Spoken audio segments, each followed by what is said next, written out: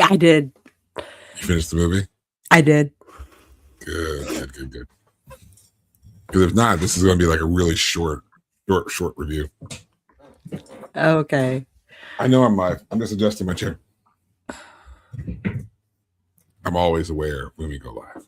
Dun, dun, dun. Dun, dun, dun. I have this spot on my floor that my chair keeps getting stuck in.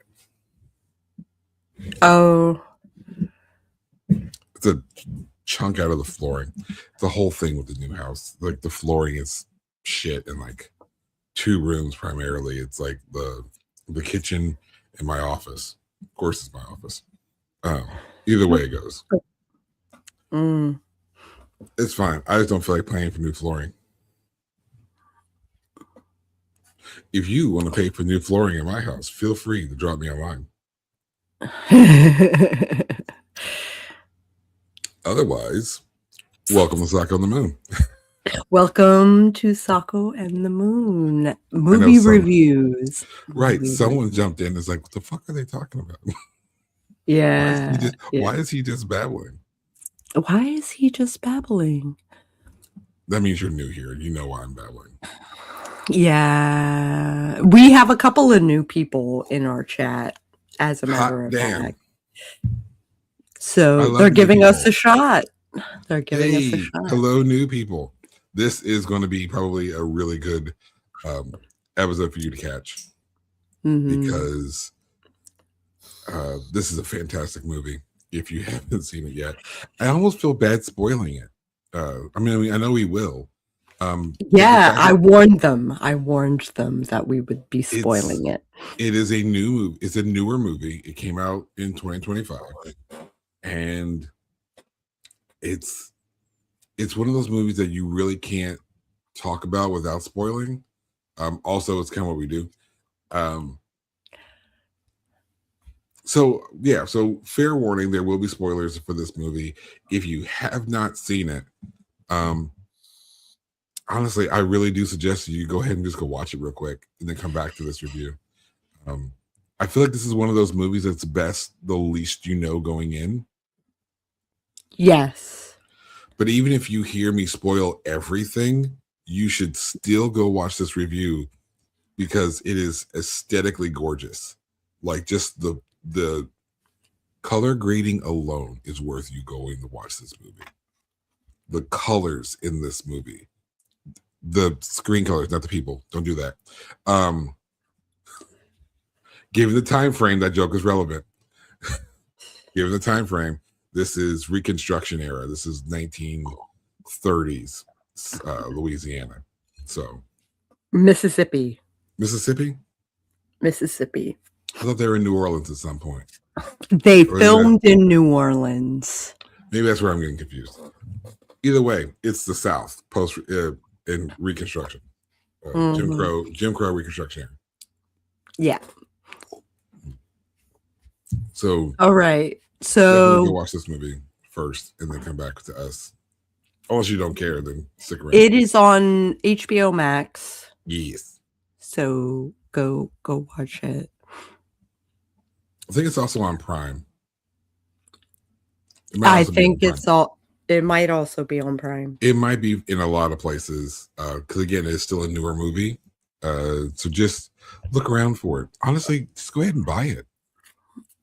Physical media there needs to be a return to physical media. Go ahead and buy Sinners. It's going to be worth the Blu-ray purchase. Trust your moon on that.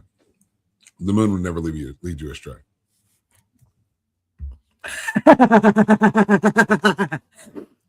I would not.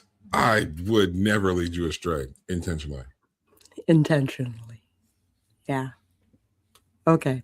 We have a grading system. We do. 4-star. We have sorry, wrong one. We have theme, we have production, we have writing, and we have characterization. And within those categories, we have like 3 prompts that kind of get the conversation moving. it's what we base those categories on. It's those Mhm. factors that we get the stars, give or not give those stars. Yes. Okay, so let's talk about the theme. This is Sinners, by the way, 2025. I wasn't sure if I had said that. I feel like I said it, but I don't think I did. I can't remember. Right. The movie we're reviewing is Sinners, the Ryan Coogler movie from 2025. Mm-hmm. We're over here telling people what movie, like to buy a movie. They didn't tell what movie to buy. Like, what am I buying? Am I buying weapons? No. There's nothing wrong with weapons. Weapons is complex. It's not about weapons. I love the weapons. Weapons was good. This is Sinners. We're talking. This is Sinners. It's a vampire movie. So for theme, I came up with two. Okay. One was the tagline for the movie, which was "Dance with the Devil." And then the other was the concept of belonging. I would lean closer to that one. The idea of belonging is pretty much the overall theme throughout this movie. And it's not as it is obvious as you think about it. It's not so obvious up front. There is this idea of, because mind you, the time frame is important. All right. Historically, we're looking at, I think it's 1932. I think it's the year. This movie's taking place in 1932. So you have to understand where America is in 1932, particularly in the South. Up north, we are in the Great Depression. The Great Depression happened in 1929, 1930. So the 1930s in America is the Great Depression, but that really impacts the North more than the South. In the South, we are dealing with post-Civil War. Black people are free, but they are still working plantations. Sometimes they own the plantation. Sometimes it's just where they once were. They now are working and have a quota and are getting paid. They get paid in wooden nickels sometimes. It's kind of like getting paid in like a currency that's only good in certain places. Like paid in like the grocery store. Like it's like getting paid in gift cards. It's like getting paid in gift cards. Imagine if you worked at Kroger, let's say Walmart, depending on where you may know Walmart better. It's like imagine working at Walmart and you get paid in Walmart gift cards. Can you buy your groceries at Walmart? Sure can. Can you buy clothes at Walmart? Sure can. Can you buy fun things at Walmart? Sure can.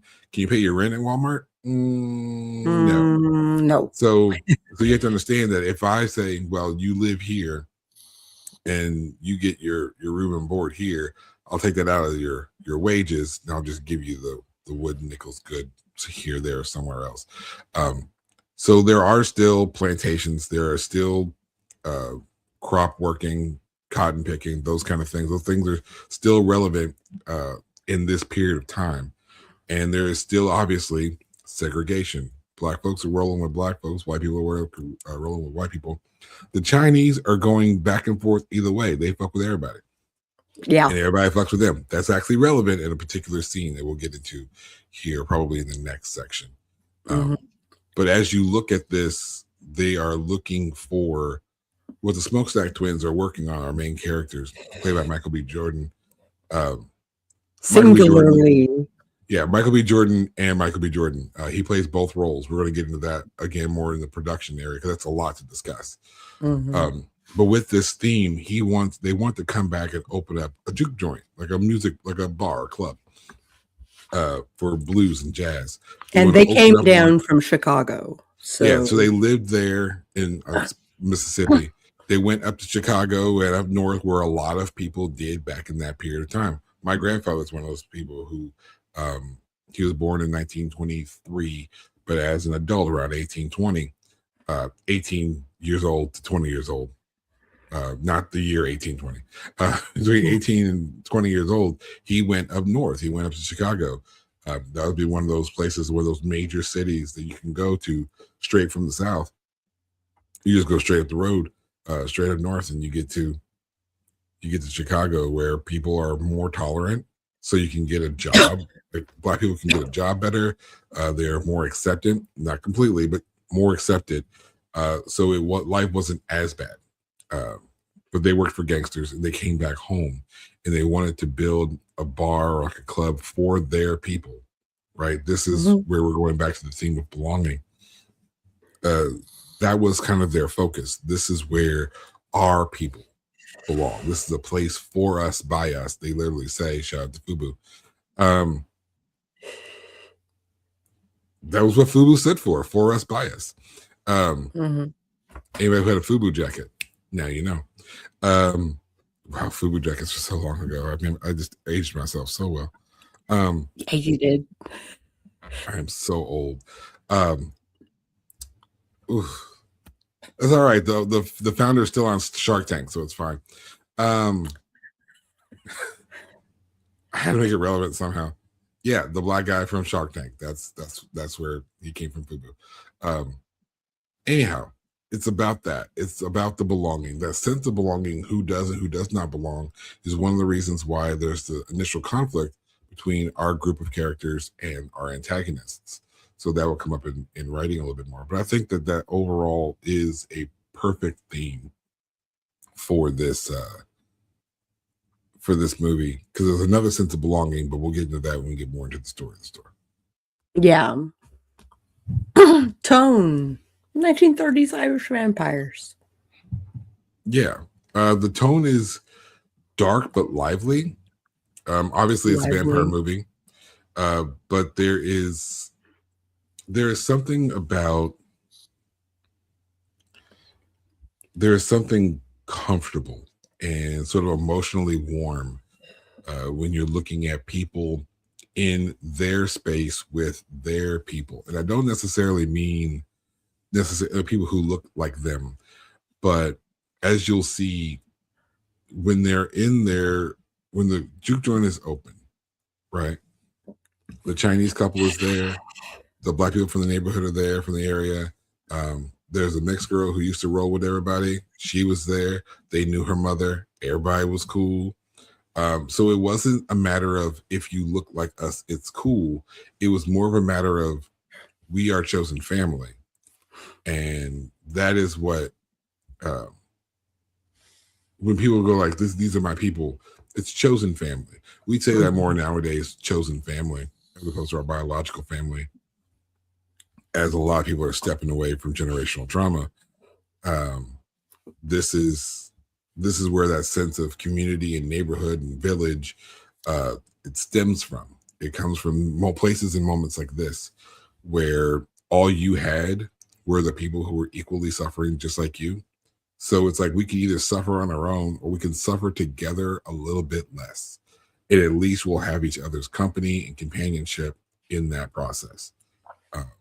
We see it today in our writer community, where we just have people who are like-minded, and we gather together and we help each other with projects. We create projects together. This show is an example of that. A lot of the guests that we've had on this show are those chosen families for us. We had Morgan, we had Jenny, we had Jade Noble. That was a great episode. We had Dan and Eva. We have all these people who are a part of our wider spread chosen family, our writing community. By the way, if you ever need a chosen writer community, hit us up. Sako on the Moon Podcast at gmail.com. Email us. We can get you in touch with people who you might need for your community, and you don't have to pay us. So, well put. Thank you. It's free. Yeah, community is free, and that's one of the things you notice in this movie. It comes up when some of these people are paying for things in their wooden nickels. That again, it's like paying in Walmart gift cards. There's a little bit of dispute between the twins. They're like, "Listen, man, this is the first bit of peace these people may have had in a long time. Let them pay." We did have Nicole. I can't remember if that was this season or last season. I was trying to remember this season. I Then believe we had her last season. I think if you were on the last episodes last season. I didn't forget you, Nicole. I was just referring specifically to this season so far. Still love you. Still love you. But yeah, that's the sense of community there. It's just like, hey, people need a place to go. They need a refuge. They need peace. Ignore the wooden nickels. Sure, the drawer's going to be a little short. We're not going to make as much money, but these people are going to be happy. What's more important, right? Is it the sense of community or the money being made? And I think that's actually one of the things that separates the twins. As you'll notice, they do work towards building community. All this fits into the theme and tone of the movie. There's a homey sense of community with everyone, and that's what generally fuels this movie from start to finish. So I have a couple of little trivia tidbits. We're here for them. Many of the musical performances were recorded live on set, with the cast members performing alongside blues musicians. If you love the blues, oh my gosh, you need to just go ahead and go ahead and stop this and just go ahead and listen and go watch the movie. No, you can finish this. You can finish this here. Then go watch the movie. For the blues alone, I have to double check, see if I can, like, if the soundtrack contains like all of those songs, because that's the CD you definitely want to physically purchase. Yes. Physically purchase. Buy physical media. Buy physical media. Trust me. I'm gonna look this up. Go ahead and I'm gonna look at the soundtrack stuff and see. Okay. Christopher Nolan. Christopher Nolan and his producing partner wife Emma Thomas assisted Ryan Coogler in shooting with 65mm film.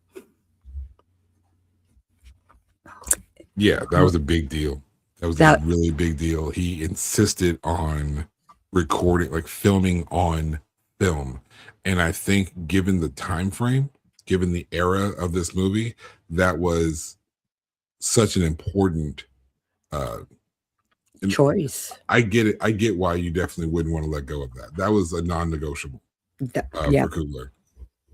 And absolutely worth that. Absolutely worth it.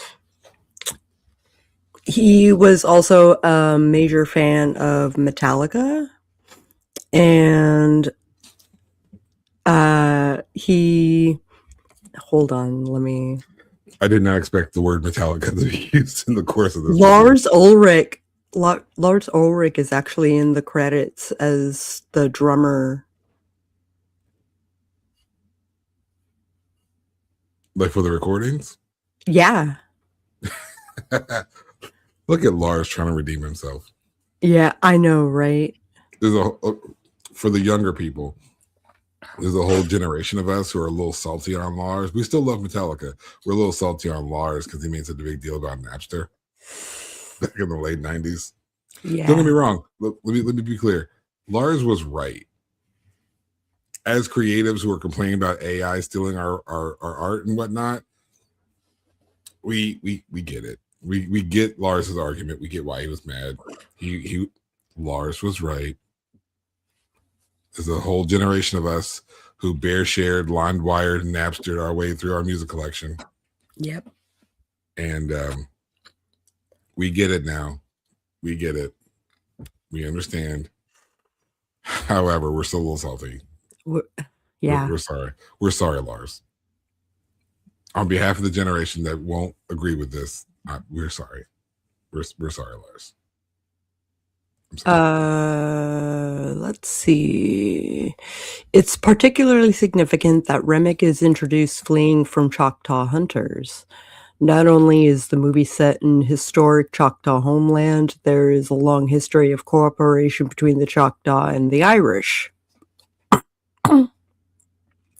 The Irish potato famine occurred 16 years after the Choctaw, Cherokee, a bunch of names I can't pronounce. Peoples were forced to walk the Trail of Tears. Knowing tragedy and hunger themselves, Choctaw and Cherokee survivors donated hundreds of dollars to support famine relief. In 2017, in 2017, Ireland erected the Kindred Spirit sculpture in the heart installed on Choctaw land in 2024. When the coronavirus pandemic began in 2020 and the Navajo and Hopi nations were hit especially hard, Ireland sent $2 million donation accrediting it to the Choctaw kindness in the time of need. See, that's real shit right there. And if you have gone your entire childhood and never learned about the Trail of Tears, go look that up before the information goes away. Before it goes away. Because, listen, it ain't that kind of show, but I ain't going to say this right now. There's a lot of factors of history that are no longer becoming as available now as they were maybe 10, 15 years ago. So find that information now. Some information is actively being suppressed. Things are actively being taken out of schools and being taught in schools. Some of the things that are still being taught are being softened. So go look it up. Go look up the Trail of Tears. Go look it up. It's not an easy read. If you can read something on the Trail of Tears and you don't feel a certain type of way, read something else because you read the wrong thing. That's all I'll say about that. This is the review of the movie. But you have to understand, like this movie is a very cultural and racial difficult period of time frame of the movie. So these are all relevant concepts.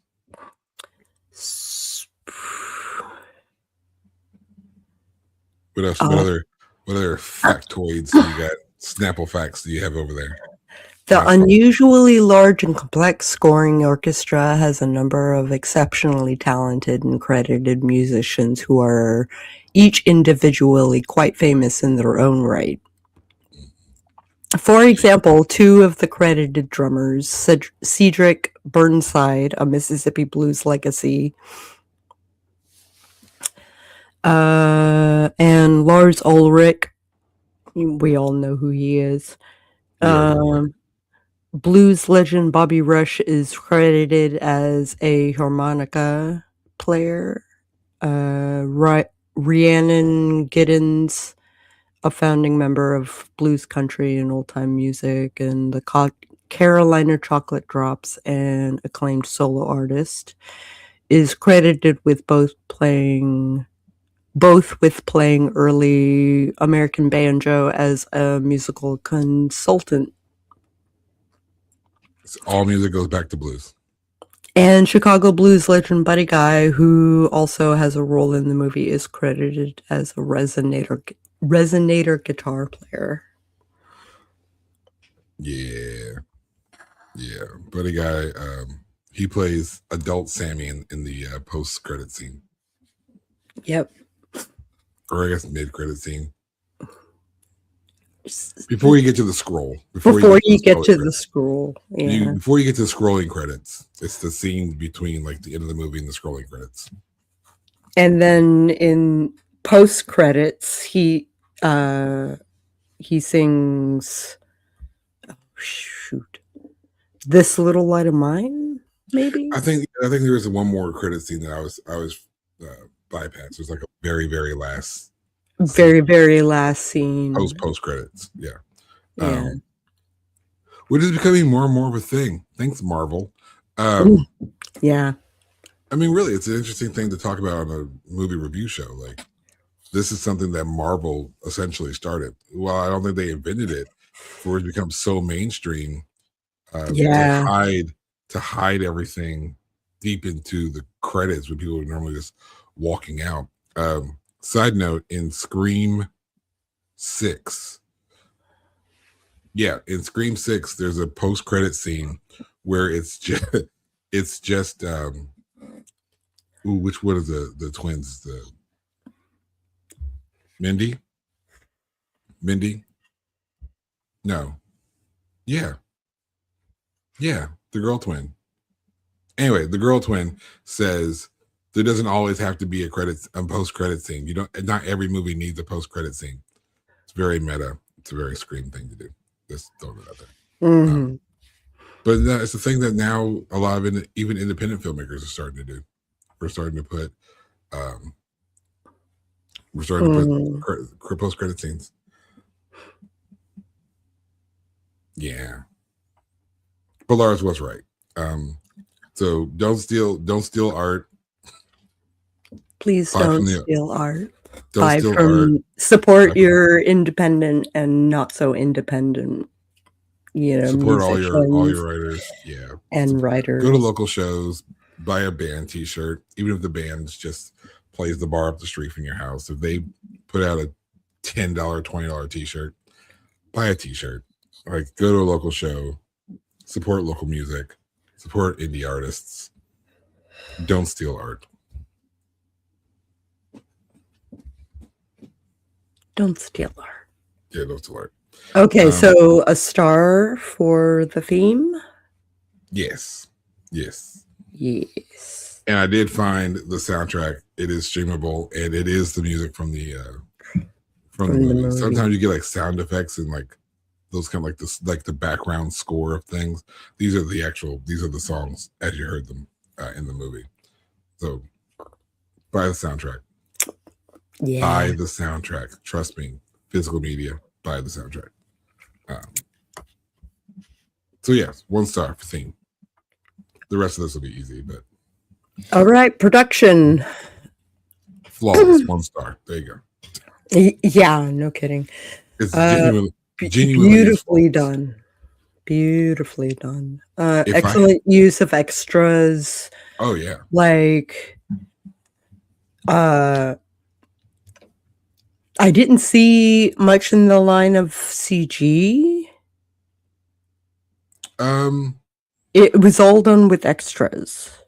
Yes, but obviously, you're going to see some CG effects in there. They're not as noticeable. Yeah. For example, I mean, okay. First and foremost, let's talk about the main characters. Smoke and Stacks, right? They're twins. Smoke wears blue. Stack wears red. And that's so you can tell them apart because they're both being played by Michael B. Jordan. There are a lot of scenes where Michael B. Jordan is in scene with himself. The twins are on screen together. That, of course, was used with stand-ins. And then the scenes are obviously put together. So they did do, Michael B. would, be in this costume, say this line. There'd be a guy over here. And then he would record the opposite. There'd be a guy over here. And then in editing, put the two together. And of course, the scenes where it really, really impacts is which is one of those scenes where I think it's like we're just showing off at this point. They're sitting up by the car and they're passing a cigarette back and forth. Yeah. So it's just the two dudes on screen, takes a puff, hands the cigarette over. Yes, it's a regular cigarette. Calm down, people. It's a regular cigarette. He passes it over, and then the brother just grabs it from one hand to the other, takes a puff, sits with it. Stack is the one who made the cigarettes. Yeah, and made tobacco cigarettes. And they rolled their own. And when and spoiler alert, when the brother passes away,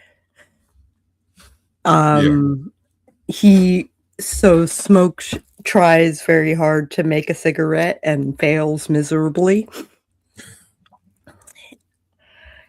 And I really liked that continuity. It's one of those things where you see that they worked in tandem with each other. I guess we probably could have. You know what? Now that I think about it, this is the perfect movie to be suggested by Morgan, considering she's a twin. This movie stars twins. Morgan. Morgan. You almost had me reviewing Spirited Away. I'll get you for that one. Yeah, I get you. I don't know how. Just wait till July. I don't know what I'm gonna do, but just wait till July. I'm gonna get you for that one. Almost had me reviewing Spirited Away. Kidding me? Kidding me? But no. Again, I think it's one of these scenes where they're literally showing off the effects. Passing the cigarette back together. There's a snake in the back of the truck, and one has a knife. They pulls the knife out, throws it, tosses it to the other one, and the other one kills the snake. That's where your CG effects are going to come in, and they are pretty smooth. You kind of have to be. You kind of have to be looking for it. If you're looking for it, you can see the slight discrepancy when they start to hand off the cigarette. Yes. Because again, it's one of those things that you're not going to. It's the shadows behind them. You can see the splice. This is not a condemnation of the editing of this movie. This movie is flawless. But of course, obviously, there's going to be something. Like if you see somebody with a green screen, you can see how it's green screen if you're looking close enough around them. Mm-hmm. There's no way of avoiding that. I think there was a movie that starred Angelina Jolie. I forget what the movie was, but the whole movie is shot in front of a green screen. And there's just something. Tomb Raider? No, it's some spacey kind of new age Stephen King kind of movie. Okay. But it's all shot in front of a green screen. If you're looking close enough, you're going to very easily see there's like a depth of shadow, and like lighting is always weird. So you're going to notice these are not bad things. These don't make bad movies or make movies bad. It's just a thing with effects. It's just a thing. Nothing's going to be perfect. But those are the only discrepancies you're going to find, and they don't ruin the movie because you're so busy following along with what the twins are doing. You don't really care that this is happening. I loved the blast to the face makeup. Oh, makeup's a whole conversation. We could do a whole episode of the makeup in this movie. Oh my God. The makeup was so stellar, and the effects in the eyes and the teeth and the so there's a lot. There are a lot of effects. You have to remember there's a part at the end where everyone's catching on fire. Those roaring fires. So there's where your CG effects will come in. I can't remember if they did the eyes practically with contact lenses, or did they use effects for that? I'm unsure. There is no comment, but it was inspired by a Puss in Boots' Last Wish. Really? How so? Apparently the reflection in the eye is for death. Specifically inspired the eyes in. Me and Jason William Allen from Hallowed Hills, we talk about how you can get inspiration from literally anything. Literally anything. There's a movie that he made me watch, jerk. That is a trash movie that we still use for inspiration all the time. Yeah. Look what we do not do. It's not even just that. It's like, it's either look what we don't do or look what they did right. Amongst all the things they did wrong, look what we did right. And you can get inspiration from literally anywhere. There's some other movie that I didn't watch, but he's like, there's this long panning shot in the middle, in the beginning, like a single shot. In the middle or in the beginning? In the beginning. There's a single shot. Mind you, I didn't actually watch the whole movie, but I think it's at the very, very beginning, where it's a long one shot where you follow a character from behind and you do this and they do interact and they switch off and they go here and they switch off and they go here. And that was something that he wanted. The movie he said was bad, but that's something he used as inspiration for one of the films that we were working on. Yeah. It's amazing where you can find inspiration. You can find inspiration for a lot of your works as independents out there, from conversations you have with people, uh, signs on the road. You can see something on the ground and be like, "Ooh, I wonder how that got there." That's your next story. It's how this shoe got in the middle of the road. What does that mean? Find inspiration everywhere and keep a notebook. Keep a notebook on Keep you a at notebook. all. Keep a notebook on you at all times, uh, at arm's reach. So that get a notebook app on your phone. I even went so far as to get a voice recorder program on the top of my phone right there, just so that if I'm driving or if I'm in the car or whatever, I can just kind of record myself throwing ideas out loud, and you go back and write them down. Have something to make notes everywhere you're at. It's the best advice we can give you. Um, I could literally spend an entire hour talking about the makeup of this movie. Um, I don't do makeup, and that's not my department, but it's so good in It's so so many good. parts of this. In so many parts of this movie, the blood effect. I think this is the best blood I've seen in the movie, quite Yeah. possibly. We've talked about blood on this show. There's a couple of spots where it's a little carrot colored. Like I said, we've talked about blood on the show a lot, and Sako's very big about movie blood. I Believe it or am. not, There it's were a couple of spots. There it's a were a couple of serious spots. thing. Yeah. It's a serious thing. You may not think this is important, but if you're going to produce horror movies, do understand your blood has to match what's happening. Your blood has to match your movie. I know it sounds like the weirdest thing. It will make a difference. It will make a The difference. viscosity of your blood will make a difference. The color of your blood will make a difference, both in how you utilize the effect. If you're just going to have like blood on the ground, it can be darker, it can be thicker, or whatever. It be chocolate, basically. Yeah. Not quite chocolate, like reddish chocolate. Mhm. Which I guess some chocolate is kind of red once you start thinning it out. It depends. It depends. But if you need blood to go through like a tube, one of the movies that we did screenshots and we had blood going through a tube coming out on the backside of a knife for a throat slit. And Nice. mind you needed to be thick blood is not going to come through that tube right. Right. So if you're designing your own practical effects, for example, in that case, you're going to need a thinner blood mixture to go through your practical effects. The whole point here is blood is one of those things that when you do horror, it's typically going to show up somewhere, somehow. And it all has to match. Make sure you keep your color grading in mind also. I digress. Like I said, whole hour, we could talk about the makeup and design here. I'm not going to, which is hard for me to not because it's so good. The effects are so good. So good.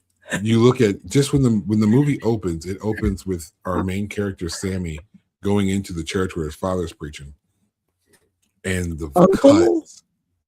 It's his father. It's his father. Okay. It's his father. It's the uncle to the twins. Mm-hmm. So that's why they call him Preacher Boy because it's his father's the preacher. Yeah. But it's like the scratches, the scars on his face, the attack wounds, the biting effects after the fact.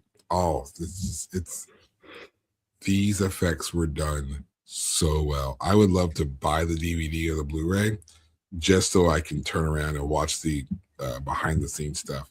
Just see that. Just see how they do it. I mean, I love that stuff. Michael B. Jordan did an interview with People magazine where he talked about how much he hated the blood. He said it grossed him out because it felt too realistic. Yeah. And that's really good. One, that means they did a good job with the blood. And two, if you need your character to freak out about blood, having blood that feels really real will help your character stay in character. It'll help your actor stay in character.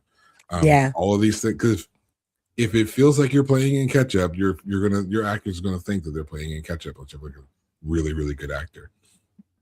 And Michael B. Jordan is a very good actor. I'm a fan of Michael B. Jordan's acting. I'm not a fan in the same way my wife is a fan.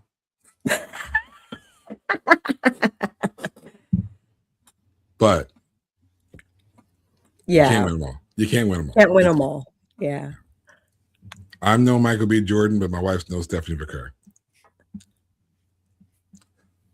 Just saying. Yeah. I'm gonna get in trouble for that one, I'm sure. Okay, so star for production? Absolutely. Yeah. Absolutely. I mean, how do you not? How do you not? This movie by itself, if you don't care about movies that have cultural impacts, if you don't care about vampire movies, if you don't care about any of those things, and you are just a stickler on how movies are made, watch this movie anyway. Because this movie is produced flawlessly.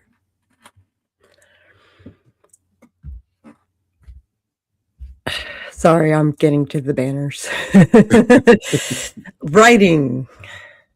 All right. So we have dialogue, we have plot, and we have pacing. So dialogue, I thought there was brilliant use of 30s lingo. Yeah, there are some words I'd never heard before. Oh, really? Yeah. I didn't. Okay. So before I ever saw Sinners, there's that one scene that at the train station that made its way around social media a lot. It's between Mary and Stax.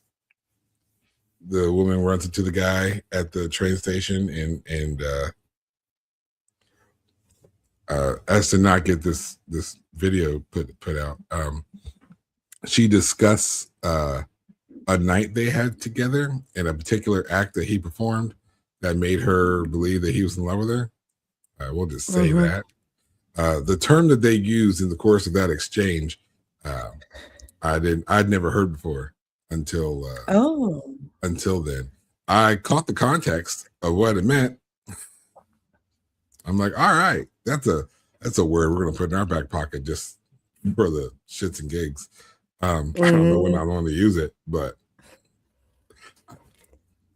I feel like if you use the word in action, someone's just gonna look at you funny. Guys, don't do it. Don't do it. Go watch the movie. You've seen the scene, I'm sure.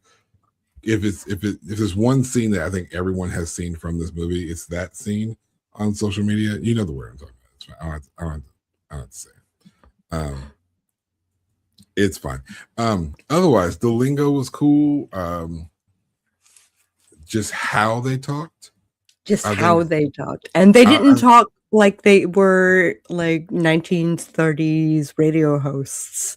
Like it felt natural. It felt normal. It felt natural. The accents were good. And I think that has a lot more to do with performance. But the dialogue was great because it really did set up what's happening in this first part of the movie, which was all about the Smokestack twins coming back home and setting this up and reaching out to all their people to help them out. The twins are infamous back home for whatever reason, and they're gangsters. Yeah, that's for whatever reason. Wink. And they're coming back home, and everyone knows who they are, and so they're like, "Hey, we're back. We're going to do a thing. Come help us out." And you could tell that they had a lot of respect amongst their community. For one reason or another, they had a lot of respect with their community. There's a lot of people who were like, "Ooh, you screwed me over," or "I'm annoyed at you," but it's like, "Come on, man. I have money. I have money, and it's us." And of course, at that period of time, like that was a big deal.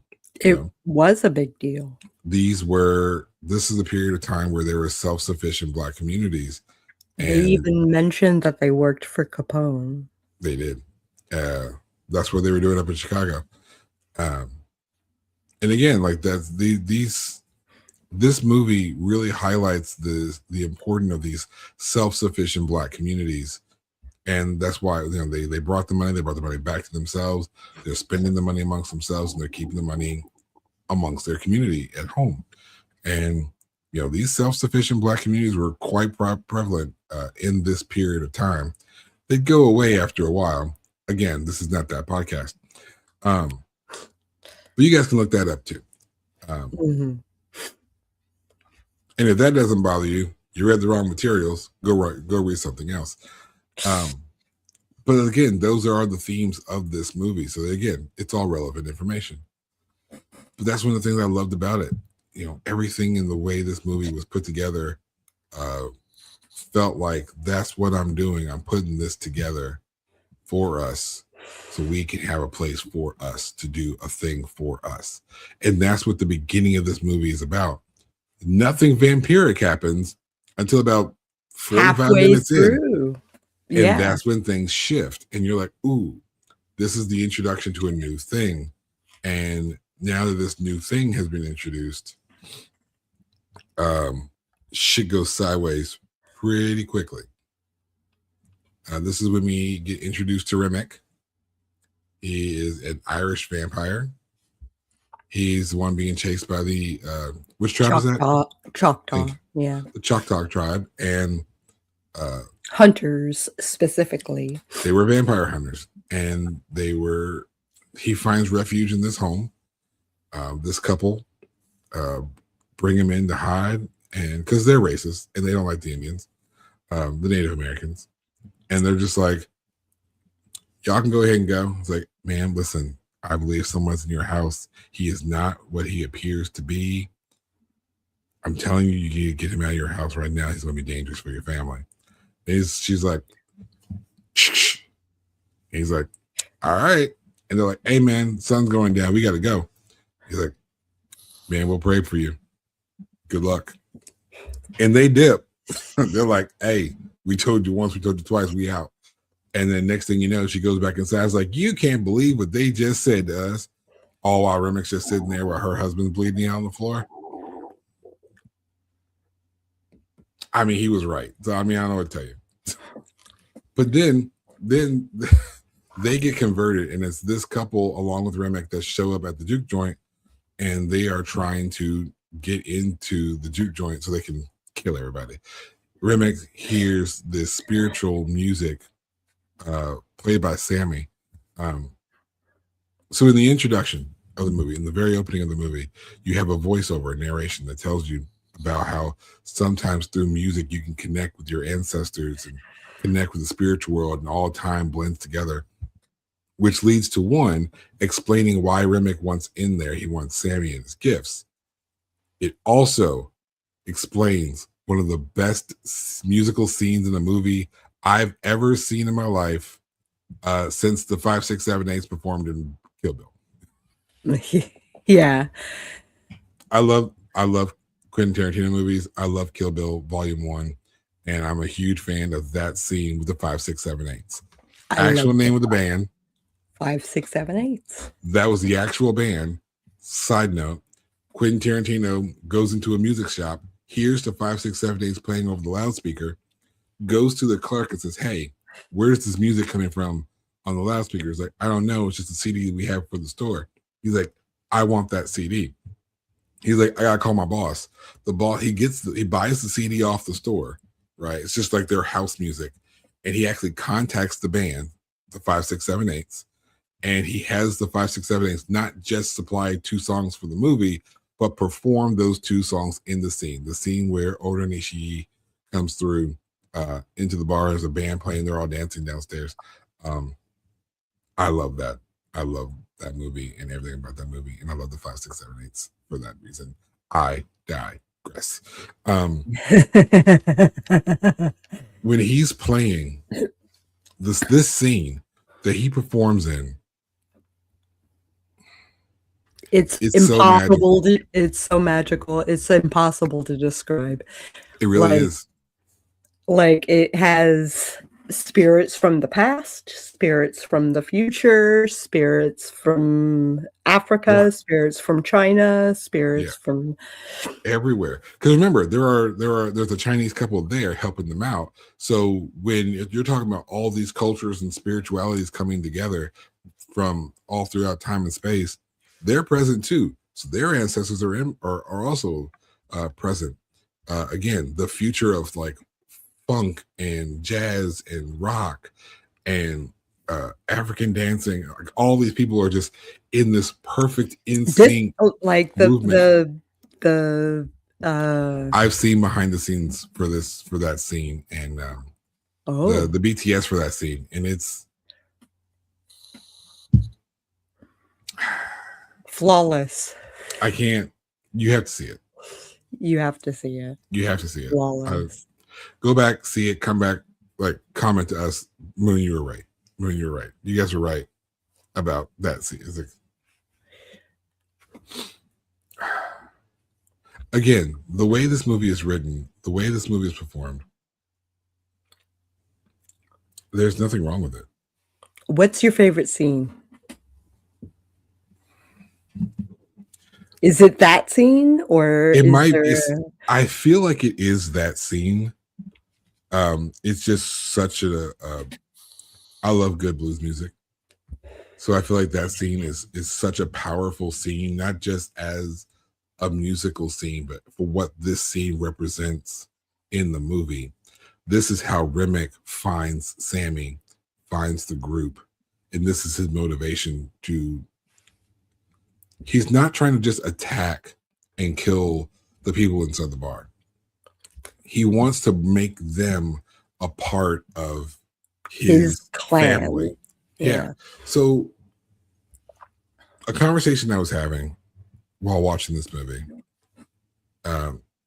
you realize that this movie is about, as we mentioned earlier, your found family, right? Your chosen family. And in this period of time, there's a lot of oppression on the Black community. There's a lot of, lack of acceptance by, Black people are not accepted everywhere.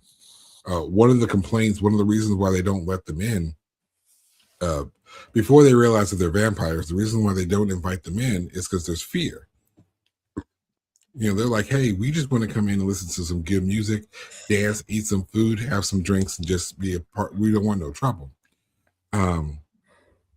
And then one of the things that Smoke is concerned with is like, yeah, they say that, and that might be true, but then what happens when someone bumps into them, spills their drink? Now we might have a problem. What happens if, just someone steps on his foot? Yeah, now we have a problem, because at that point in time, it was just an accusation, and that could get people strung up from trees. It happened so many times in history in this period. Infamously, Emmett Till was one of these real life people who was just in a space. There was an accusation made, and true or untrue didn't matter. That's when they start. Just go look up Emmett Till. I don't want to get into it. I think, okay, so I have a theory. I'm listening. I think the Grand Wizard let the vampire singular know that this thing was happening. Indirectly, you're correct. So with Remick, when he converts you and you become a vampire with him, which takes 10 seconds, by the way. They share a mind. They share memories. They share. It's like a hive mind. Yeah. Right. So the couple that Remick finds, they are members of the clan. So we had to back up a little bit to explain this particular aspect.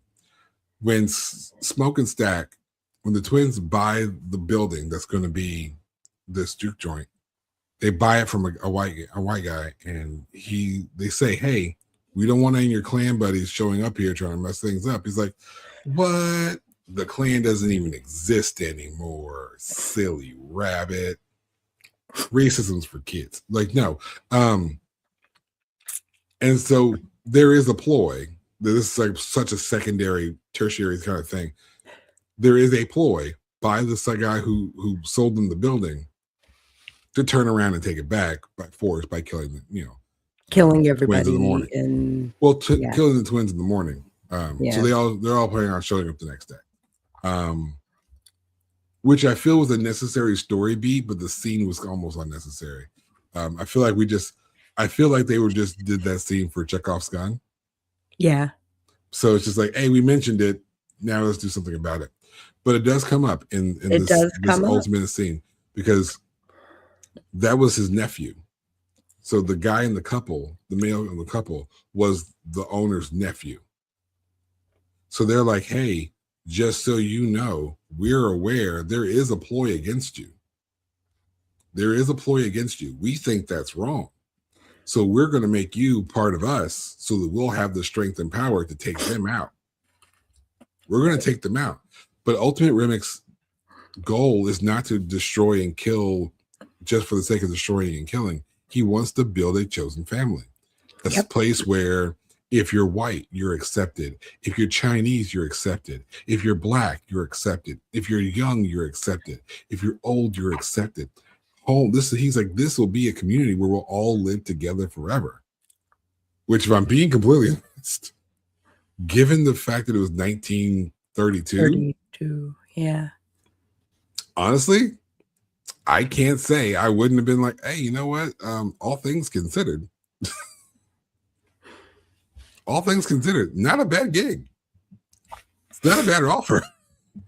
And I love this variation of the vampire where it's like he's just trying to create a sense of community as opposed to like a Lestat where he's just like, fuck these humans.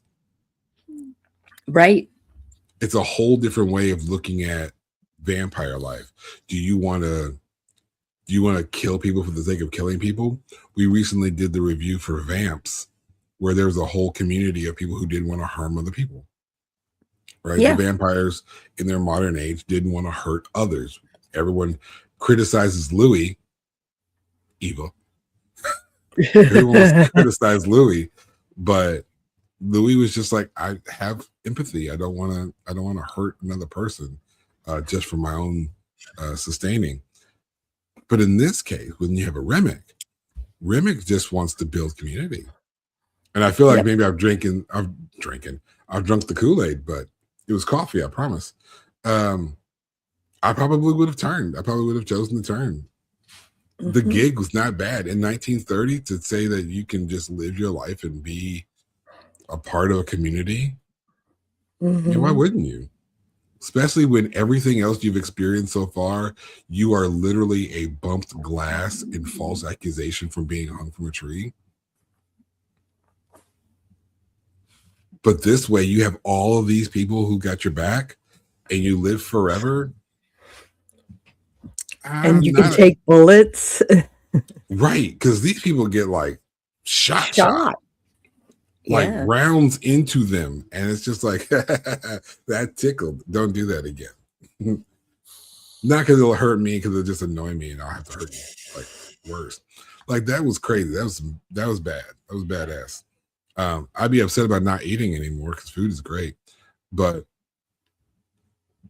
it's a pretty good gig. If I had to be converted to a vampire by somebody, I'd be converted by Remick. Yeah, I'd be like, all right, this is gonna suck for about like a minute and a half, but after that, I live forever. Crazy shit, right? Wow. I kind of wish they didn't kill Remick at the end. I would love to see a Sinners 2 where there's a different person. I'd love to see like the story of Remick. I would love to see that. So yeah, Coogler, if you want to do it in the movie, give me a Remick movie. Yeah. Give me that movie. Also, cheap plug for something that has nothing to do with us. At Imaginarium, our previous guest Dan and Eva are doing a panel discussing whether or not Ireland is the new Transylvania. And I think it's movies like this with vampires like Remick, which is why we are having this conversation. That is kind of the conversation in the vampire space apparently now. So this. Oh, I don't know if my computer just froze. Your video froze, but your audio is coming clear. That's cool. Yeah, my whole computer screen froze. Well, let's see, my mouse didn't. Maybe it's just. talk anyway. We'll see what happens. Okay. The pacing was very slow at first, but they really wanted to like confirm the belonging aspect and the picking up of all the people that are going to help out and all of that. Kind of Yeah, I think it was. setting the yeah. Go I think it ahead. has a lot to do. Oh, I think his system went tits up. Oh. Okay, so I dare say I did see the hero's journey, like the basic, plot points. The 5-point outline was prominent in this movie. Um, let's see. The plot: trying to leave their troubled lives behind, twin brothers, played by Jordan, return to their hometown to start again, only to discover that an even greater evil is waiting to welcome them back. So I'm going to wait to give it a star, but characterization. So the casting was brilliant. The consistency, Sammy went through the most evolution, but people were turned into vampires, and welcome back. Yeah, that was weird. Yeah, something got buggy with my computer. Um, I'll do that scan later. I forgot what I was saying at this point because she was getting all weird. Star for writing. Oh yeah, I mean yeah. I remember what I was saying. Real quick, and then we'll give the star and move on. No, lost it again. Okay, That quick, lost it again. no worries.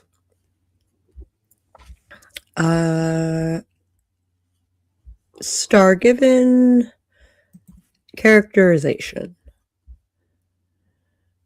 Casting, consistency and evolution, and POV. So I thought the casting was excellent. It really was. It really was. There was just everyone felt genuine. Everyone felt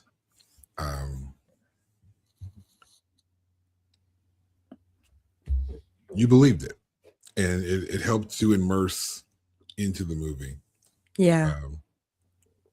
Michael B. Jordan did a great job playing the lead, but that was only highlighted by everyone else in the rest of the supporting cast. Right. Consistency. I think Sammy went through the most evolution, but yeah, I mean, people turned into vampires and the like, so it's hard to say. I think it was a matter of what we see when we start the movie off is a very innocent Sammy, and then you can see where Sammy's having a conversation with his father, and his dad's like, "Hey, watch what you do out there. You keep dancing with the devil. One day he'll follow you home." Yep. And that was a stated theme. And then Sammy goes through that transformation where he loses his innocence without necessarily losing himself. Mm-hmm. Um, he definitely loses his innocence in that back room. Yeah. There's far more sex than I thought there'd be in this movie. Yeah. It's not gratuitous. It's not gratuitous. I love the fact that I don't like gratuitous sex in a movie. I don't like gratuitous nudity. There has to be a place for it. It's got to make sense for the story somehow. But yeah, Smoke gets it. Stax gets it. Sammy gets it. I'm like, who just does this in a bar? Like, yeah. This all takes place over the course of one day. So many people getting laid in one. Anyway, point here is Sammy goes through an innocence, losing his innocence sort of thing through the course of this movie. Where at the end, even when you see him holding his broken guitar, no, the neck to his guitar, even beyond that, when you see the scene of him as an old man, yeah, he tries to maintain some sense of innocence, some sense of purity, but at the same time, he's gone through some things in that one night where his innocence is lost forever. I think that's the largest transfer. He sees the world in a much different capacity at that point, a much different way. And I think the POV was from the twins. It's kind of a third person movie. But we're focusing primarily on Sammy. If there is one main character, it's actually Sammy. It's actually Sammy, yeah. The twins are an influence on the Sammy. Sammy's leaving the plantation to go be with the twins, to go play with the twins, with their twins, his twin cousins. Because they're the twins' daddy and his daddy are all brothers, and so that makes twins and Sammy cousins, first cousins. So Sammy is experiencing this outside the church, this more secular life through, being around people drinking and smoking and dancing and the music and the such. That's the transformation that if anyone has a really like character driven transformation, it's definitely Sammy. That would be our main character there. And so I think you can kind of compare all the other characters like to Sammy, just kind of seeing how that plays out.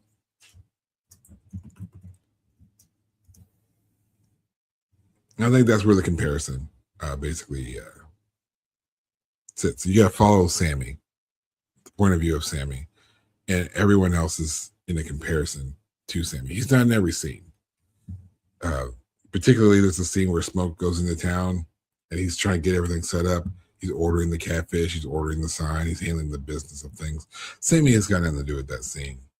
When Remick is talking when converts the couple, Sammy's nowhere near that scene. But everything in this movie revolves around Sammy.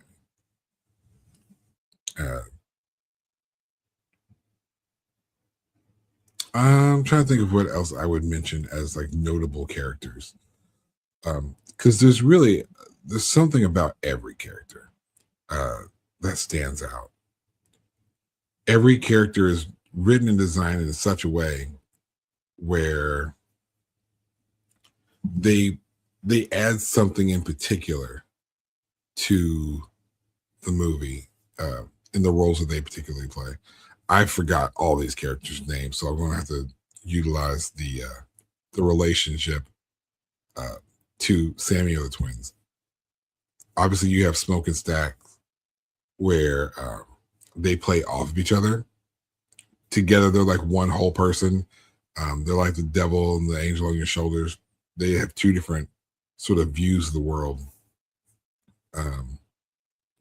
You have someone who was a romantic interest of Stack in Mary, who is a biracial woman whose mother took care of the twins when they were younger. She's a little salty and bitter about their departure. You had, I would say, probably Smokes baby's mama, for the lack of other known association. She is like a hoodoo woman. She into that witchcraft, that spirituality, where she gave him a mojo bag before he left for Chicago. He still wears it. She was trying to cast a protection spell over him to make sure he stayed safe. And it worked. She is the woman that she's the one that recognized, ooh, there's something off about these people at the door. There's something weird about them, something I don't like, and it's not because they're white, it's because there's something else. And it got to one point where they converted Cornbread, the guy they had to watch the door. And he's like, why don't you invite me in? And she's like, whoa, wait a minute. You've been in and out of this bar all day.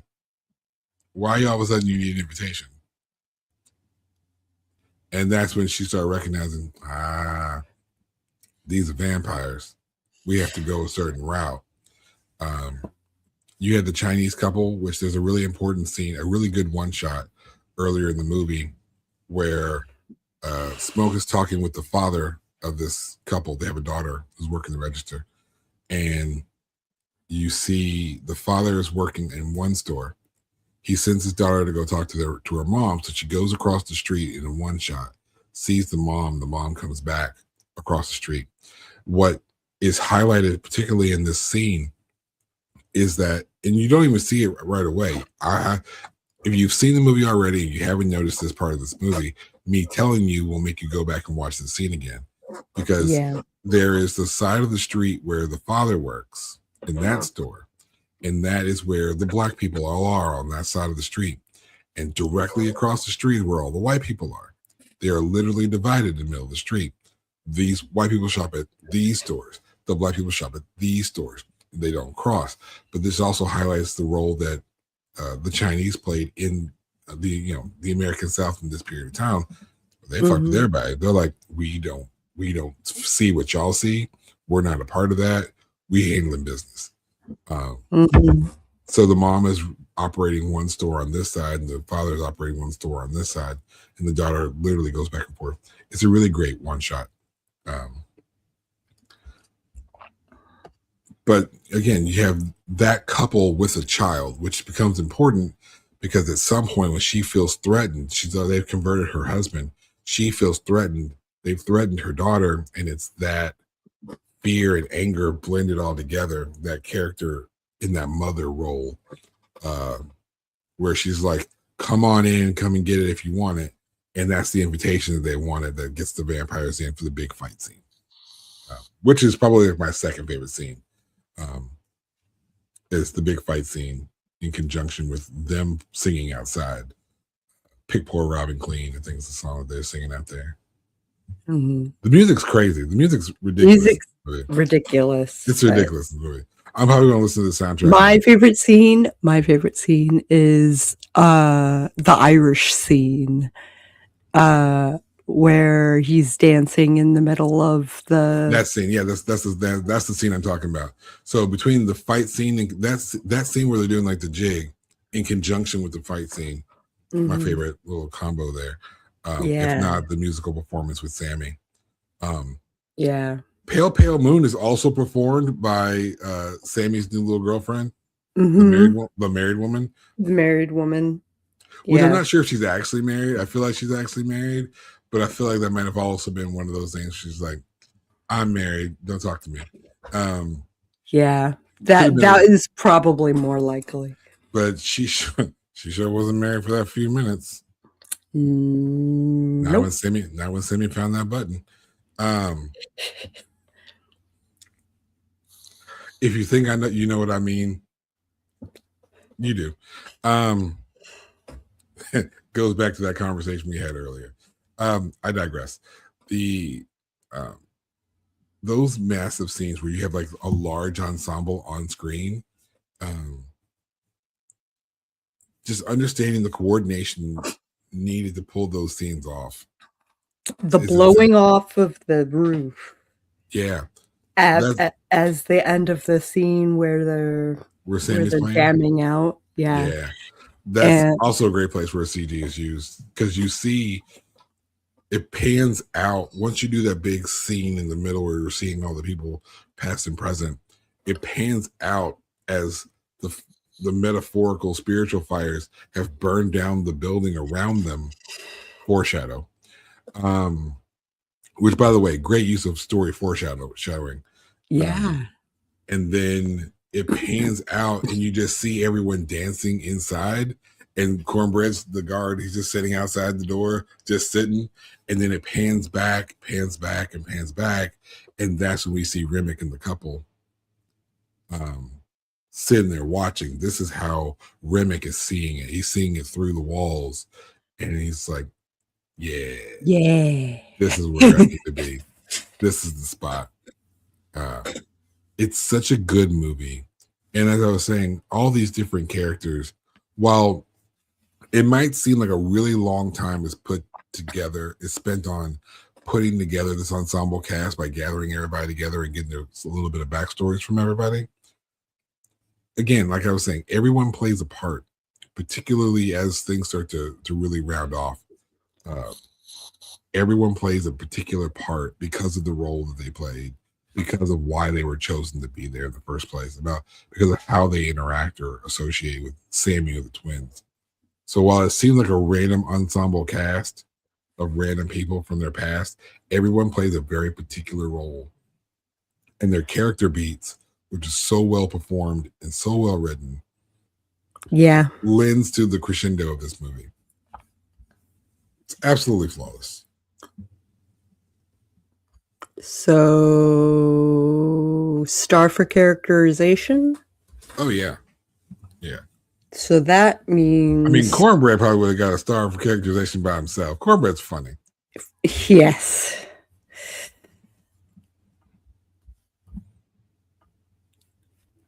All right. This was our review. 4 stars for Sinners 2025. And English is hard. Sometimes, yeah. English is very hard for me right now. So, good movie. Great movie. Great movie. Go watch it and come back and comment what you thought of it. And so to do that, to make sure you find us, you should obviously like this video so that you can find it amongst your liked videos. Subscribe to the channel so we're easier to find, and then you can comment about what you thought about the movie when you watched it. And also hit the notification bell so the next movie review and the next episode of Sako on the Moon, you'll be here for. Yeah. Which is Friday. I forgot Friday. what we have on. That's zombies, right? That's zombies, and we're gonna have Kyle on there, and it's gonna be a trip. It's gonna be interesting. Great guy. This is gonna be an interesting episode. We'll see how it goes. I said interesting. All right. We'll catch you guys on the flip side, I suppose. It's a great writing community for free. For free.